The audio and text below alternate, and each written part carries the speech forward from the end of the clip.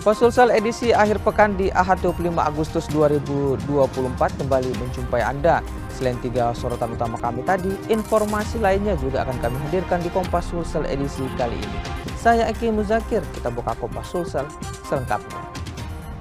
Kita ke informasi yang pertama, saudara. 2 pemuda pelaku penganiayaan menggunakan senjata tajam terhadap 3 mahasiswa di Jalan Metro Tanjung Bunga Makassar, Sulawesi Selatan ditangkap polisi.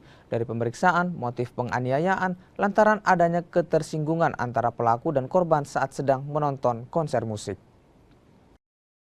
3 mahasiswa di Makassar, Sulawesi Selatan ini jadi korban penganiayaan. Mereka bahkan harus mendapatkan perawatan medis lantaran terkena sabetan senjata tajam. Polisi yang mendapat laporan akhirnya menangkap pelaku. Jumlah pelaku 2 orang, masing-masing G dan MA. Keduanya berprofesi sebagai juru parkir dan juga buruh bangunan. Dari penyelidikan, motif penganiayaan terhadap ketiga korban lantaran adanya ketersinggungan saat menonton konser musik.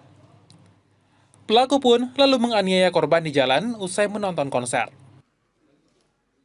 Salah satu kejadian yaitu pengeroyokan terhadap korban mahasiswa yang terjadi di daerah Tanjung Bunga. Terhadap yang bersangkutan, kita dapatkan barang bukti yaitu berupa pakaian yang digunakan pada saat kejadian dan juga dua bilah parang badik.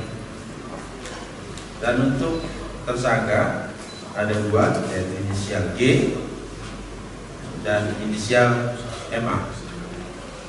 Yang satu umur 23 tahun, MA umur 21 tahun. Kedua pelaku kini ditahan di Polrestabes Makassar. Mereka disangkakan pasal 170 KUHP dengan ancaman 7 tahun penjara. Arif Tirtana, Kompas TV, Makassar, Sulawesi Selatan.